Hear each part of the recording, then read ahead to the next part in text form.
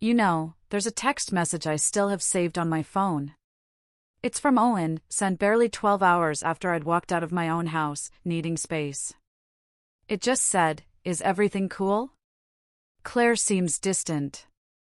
That text? It felt like a punch to the gut. It wasn't just a friend checking in.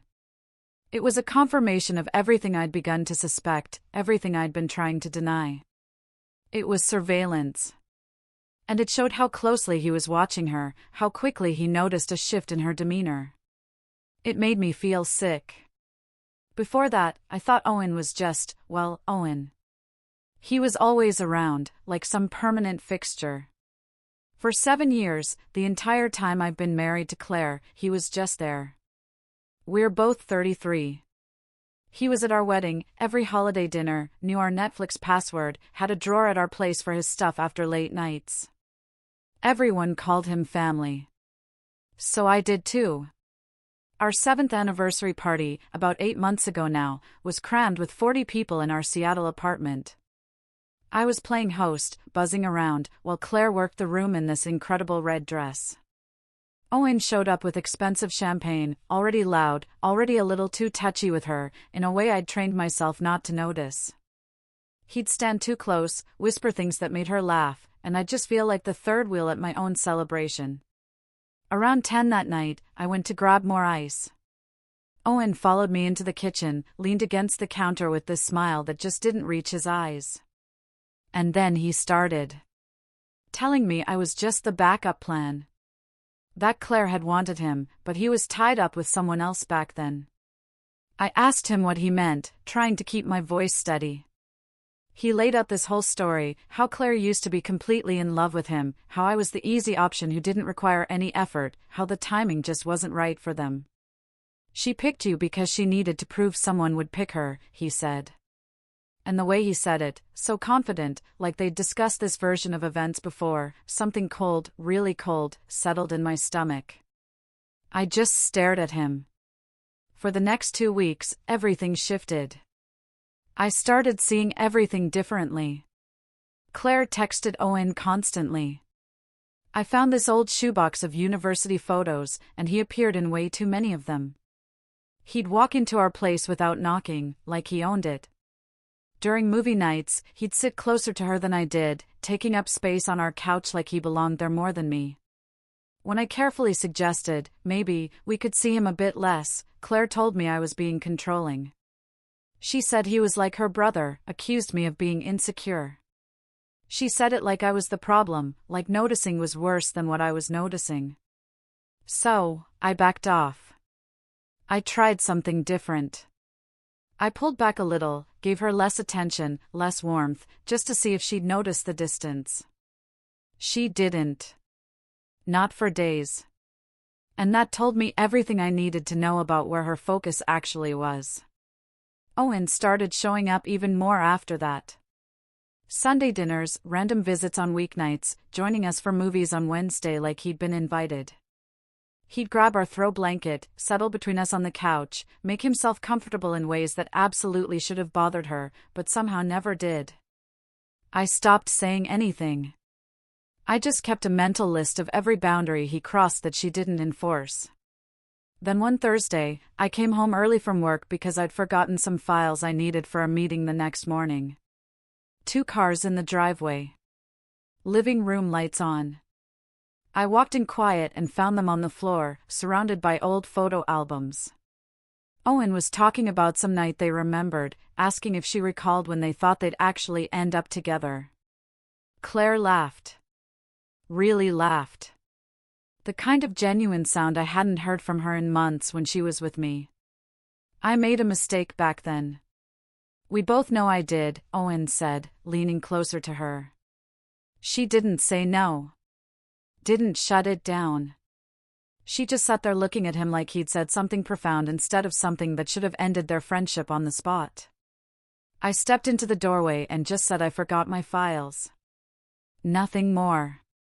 They jumped apart like teenagers caught doing something they knew was wrong.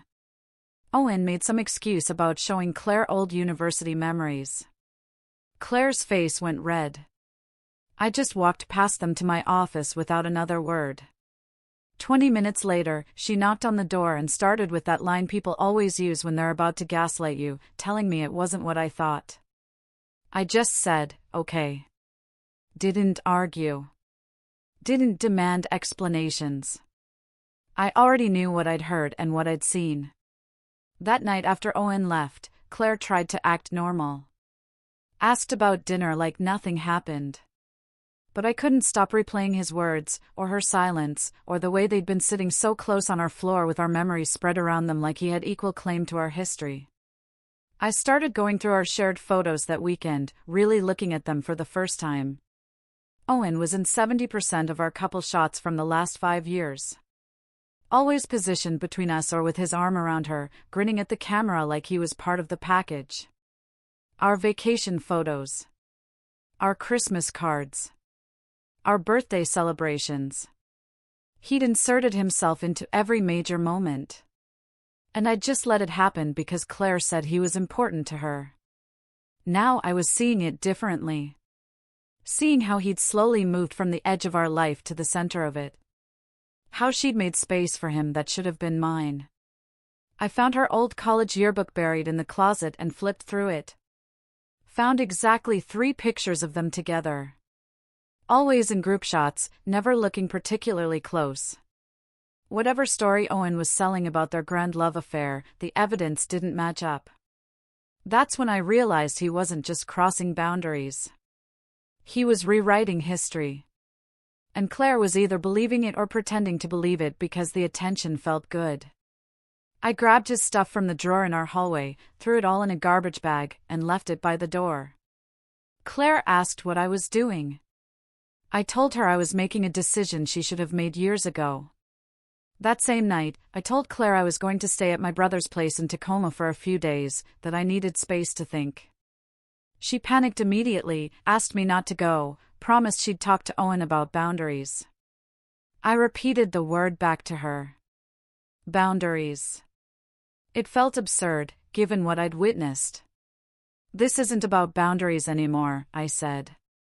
This is about safety. She looked confused, maybe genuinely didn't understand what I meant. And that scared me more than anything else because it meant she truly couldn't see what Owen had become, or what she'd allowed him to become in our marriage. I packed a bag while she followed me around the apartment, making promises that felt empty. Saying she'd fix it, saying I was overreacting, saying everything except the one thing I needed to hear, that Owen was completely out of our lives, effective immediately. That's when Owen's text came in. The one about Claire seeming distant. This wasn't friendship. This was obsession. And the fact that my wife's emotional temperature mattered that much to another man made me feel sick. I didn't respond, just screenshotted it and started a folder on my phone. My brother's wife suggested I talk to someone who actually knew Owen before he became this fixture in our lives. Someone who could tell me if this behavior was new, or if I'd just been blind to it for 7 years. I started with LinkedIn. Searched Owen's connections. Found his ex-girlfriend from 2 years before he reconnected with Claire. Her name was Sarah, and her profile said she worked in marketing in Seattle. I sent her a message saying I needed to talk about Owen and Claire. Kept it vague. Didn't want to sound crazy. She responded within an hour with just 4 words that made my stomach drop. Finally, someone noticed. We met at a coffee shop near her office the next morning. She didn't even wait for me to order before she started talking. She told me Owen had been obsessed with Claire since college. Their whole friend group knew about it. Claire had gone on maybe 2 dates with him before realizing something was off and cutting contact. But Owen didn't accept that. He started showing up places Claire would be. Called her at odd hours, told mutual friends they were meant to be together, even after she'd made it clear they weren't. Sarah described an incident at Claire's dorm where campus security got involved, where Claire's roommate filed a complaint, where the whole thing got messy enough that Claire transferred to finish her degree at a different school. I sat there feeling like the floor had disappeared underneath me because Claire had never mentioned transferring. Never mentioned any of this. And I'd been married to her for 7 years. Sarah pulled out her phone and showed me screenshots she'd kept from when she dated Owen. Messages where he talked about Claire like she was his property, like their story wasn't finished just because she'd moved away. He told Sarah that Claire was the one who got away, that he was just killing time until she came back to him. And when Sarah broke up with him, he didn't even seem upset, just said she wasn't Claire anyway. She told me Owen had a whole folder on his laptop of photos he'd collected from her social media posts, pictures from mutual friends, screenshots of her tagged locations. Sarah explained she'd had his laptop password when they lived together. Got suspicious enough to look through his files before she moved out. Found organized folders labeled with Claire's name going back years. When Sarah confronted him about it, he said she was overreacting, that he was just keeping up with an old friend. But she'd seen the way he studied those photos, like he was memorizing every detail. Sarah said she'd warned Claire about it back then. Sent her a message about Owen's continued fixation. But Claire never responded. And then years later, Sarah saw Instagram posts showing Owen back in Claire's life like nothing had happened. I asked if she still had any of those files. She nodded. Said she'd kept them because something told her they'd matter eventually. She airdropped me everything right there. Dozens of messages, photos of Owen's photo collection, even a video Sarah had secretly recorded of him talking about Claire at a party, drunk enough to be honest about his plans to eventually be with her. I drove back to my brother's place with my hands shaking on the wheel, pulled into the driveway, and just sat there trying to process what I'd learned. My brother came out, saw my face, and called his friend, Liam, who used to work in private investigation before he switched to corporate security. Liam came over that evening with a laptop and a legal pad. Asked me to tell him everything in chronological order. We spent 4 hours building a timeline, starting from college and moving through every interaction I could remember. Every time Owen showed up unannounced, every holiday he inserted himself into, every photo where he positioned himself between Claire and me. Liam pointed out patterns I hadn't consciously noticed. How Owen's visits increased whenever Claire and I had any kind of conflict. How he always brought gifts that were slightly too personal. How he'd started dressing similar to me in the last 2 years. He's not trying to be with her. He's trying to replace you. Become so embedded that removing him feels impossible, Liam said, tapping his pen on a cluster of dates. We mapped out Owen's social media posts and found he'd been tagging our location, our favorite restaurants, our vacation spots, building this digital narrative where he was part of our relationship, whether we acknowledged it or not. The next day, I drove back to our apartment because I needed to have this conversation face to face. Needed to see Claire's reaction when I showed her what I'd found. She was in the kitchen when I walked in, looked relieved to see me. Started to say something about missing me, but I cut her off. Did Owen threaten you in college? Her face went completely white. And that told me everything before she even opened her mouth. She tried to minimize it, said it was complicated, that his ex-girlfriend was just bitter and exaggerating, that Owen had changed since then. I repeated the word changed like it was absurd, and pulled out my phone to show her the timeline Liam and I had built. She looked at it like she was seeing a puzzle piece she'd been avoiding. All those visits and messages and coincidences arranged in a pattern that was impossible to deny. I told her Owen knew where we were all the time, that he showed up within an hour of us posting anything, that he was monitoring us, and she'd been letting him. Claire's hands were shaking when she reached for the phone, tried to explain that she'd thought he was just being a good friend, that she'd felt sorry for him after his breakup, that she'd never imagined it was this calculated. Sarah sent me more files while Claire and I were still talking. Additional screenshots she'd found in old backups. There were subcategories in Owen's collection, one labeled with Claire's name, containing hundreds of photos organized by year and event. Screenshots of every comment Claire left on social media. Even saved copies of posts she deleted. There were notes, too. Observations about what she wore, who she talked to, what time she usually left for work at the insurance company in Bellevue, where she'd been an adjuster for the last 4 years. I showed Claire the folder structure and explained this was a surveillance log, not friendship. That this obsession had been going on since before we even met.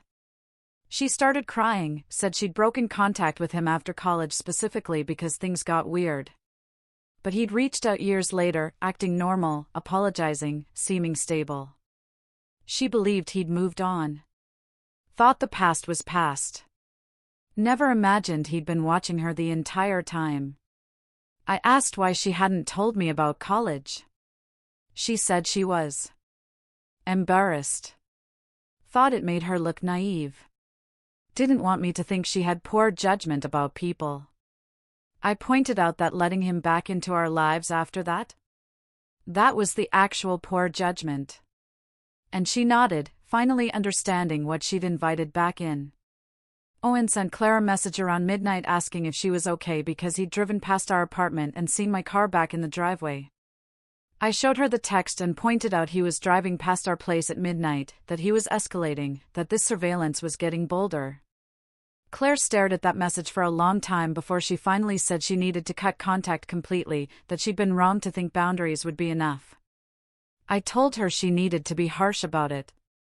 No soft language, no room for interpretation because men like Owen heard what they wanted to hear in any ambiguity. We wrote the message together, short and direct, telling him not to contact her anymore, not to come by, that their friendship was over. Claire hesitated before sending it. Said it felt mean. Mean keeps you safe, I replied, and she finally pressed the button. Owen's response came in seconds. A paragraph about how I was controlling her, how he knew she didn't really want this, how he had proof that she still cared about him. Then the calls started. One after another, for 15 minutes. We let them go to voicemail and listened to them get progressively more unhinged. The last one saying she was his, that I'd stolen her, that he was coming over so they could talk in person. That message made me grab my keys and tell Claire we were leaving. Going to a hotel for the night because I didn't trust what Owen might do when he realized she was serious. She was still hesitating, saying maybe we were overreacting, when we heard someone pounding on our door. The pounding got louder. Owen started yelling through the door that he could see the lights on, that he knew we were home, that Claire needed to talk to him without me poisoning her mind. I called the police while Claire stood frozen in the hallway, her phone showing those 17 missed calls in the last 20 minutes. The operator told us to stay inside, keep the door locked, that officers were 7 minutes away. Owen kept yelling, his voice getting more desperate, saying he'd been there for Claire when I wasn't, that their connection was real, that I was just threatened by what they had. When the police arrived, he immediately switched personalities, became calm and reasonable, told them there was a misunderstanding, that he was just checking on his best friend who'd sent him a concerning message. The officers separated us, took statements, and one of them pulled me aside to say this looked like harassment, but without a pattern of documented incidents, they could only tell him to leave. They gave us an incident report number and suggested we look into a restraining order if his behavior continued. Owen left, but not before staring at our apartment window, and I knew from his expression that he didn't consider this over. That night, we blocked his number on both our phones, changed all our passwords, including Netflix, locked down our social media, and I booked us into a hotel anyway, because I couldn't shake the feeling he'd come back. The next morning, we met with a lawyer who specialized in protective orders, brought the timeline Liam had helped us build, Sarah's screenshots, the incident report from last night, and recordings of Owen's voice messages. The lawyer listened to everything, made notes, and told us we had a strong case for a temporary restraining order that could become permanent after a hearing. She explained the process would take about 2 weeks to get the temporary order, that Owen would be served with papers, that he'd have a chance to contest it in court about 3 weeks after filing. People like this often escalate when they're officially cut off. Document everything. Don't engage with him directly, and call the police immediately if he violates the temporary order. We filed the paperwork that afternoon, and the lawyer said Owen would be served within 48 hours. That night, Claire couldn't sleep. Kept checking the windows even though we'd installed security cameras at our front door and parking area the day before. Changed our locks and told our neighbors and building manager about the situation. Owen got served at his workplace in Bellevue 2 days later, and the fallout was immediate. He started sending Claire emails from different accounts, each one more manipulative than the last, saying she was making a mistake, that he had proof she'd led him on, that he'd show everyone the truth about our marriage. Then the fabricated screenshots started appearing. Messages that looked like they were from Claire, saying she loved him, that she was only staying with me out of obligation, that they'd been planning to be together. I showed them to Liam, who examined the metadata and pointed out they were obviously edited, different fonts, timestamps that didn't match up, messages inserted into threads that didn't exist in the original conversations. Liam explained how Owen had taken real conversations and spliced in fake responses, building a counter-narrative to use in court to make himself look like the victim. We documented every fake screenshot, had Liam write up a technical analysis showing the manipulation, and send everything to our lawyer. The hearing was scheduled for 3 weeks after we filed, and Owen showed up looking like he'd lost sleep, playing the part of someone wronged. His lawyer tried to paint him as a longtime family friend who'd been suddenly cut off because I was jealous and controlling. Used those fake screenshots as evidence that Claire had encouraged his attention. Our lawyer was ready. She presented the timeline going back to college, Sarah's testimony about his obsession, the surveillance folder, the escalating messages, and Liam's analysis proving the screenshots were fabricated. The judge looked at Owen's folder of Claire's photos, organized by year and date. Listened to the voice message where he said Claire was his. And asked Owen directly why he'd been documenting another man's wife so thoroughly. Owen stumbled through an answer about preserving memories of their friendship, but it sounded hollow, even to his own lawyer. This goes beyond friendship. This is obsessive monitoring, and the fabricated evidence suggests you're not grounded in reality about this relationship, the judge said, looking at the evidence spread across her desk. She granted a 3-year restraining order. No contact of any kind. No coming within 500 feet of us, our home, or Claire's workplace. No third-party communication. Owen stared at us as we left the courthouse, and I could see he still didn't accept it. Still thought this was temporary, that Claire would come back to him once she saw reason. We went home and Claire finally broke down, cried in a way she hadn't since this started. Said she felt stupid for not seeing it sooner, for letting him back in after college, for thinking his obsession had just been a phase. I told her that manipulation works because it's gradual, that Owen had spent years normalizing his presence, making her doubt her own instincts, positioning himself as indispensable. We started therapy the following week, both individual sessions for Claire and couples counseling for us.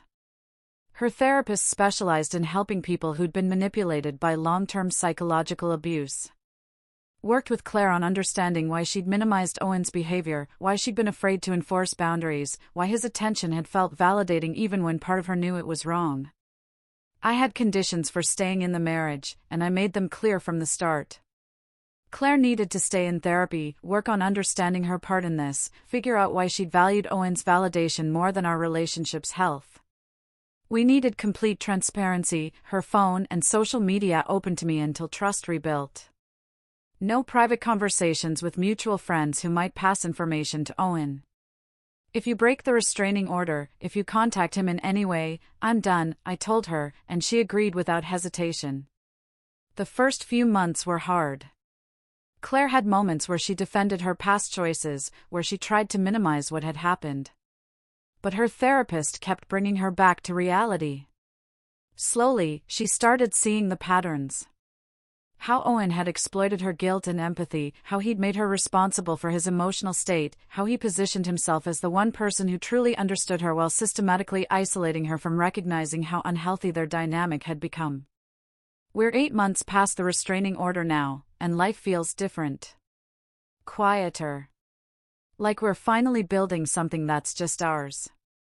Owen violated the order once, showed up at Claire's workplace trying to deliver a letter and spent a night in jail before his lawyer got him out. The judge extended the restraining order another 2 years and warned him the next violation would mean serious jail time. Claire quit her adjuster position after that incident. Didn't want to risk him knowing her schedule or location. Found a remote position with a different insurance company.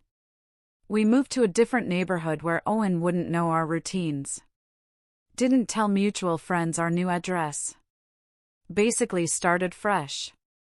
We still have cameras, still check our surroundings, still save every blocked call or email that manages to get through, but the panic has faded into caution. Claire's therapist says she's made real progress. That she's learning to recognize manipulation patterns. To trust her instincts instead of explaining them away. To understand that kindness without boundaries isn't kindness at all.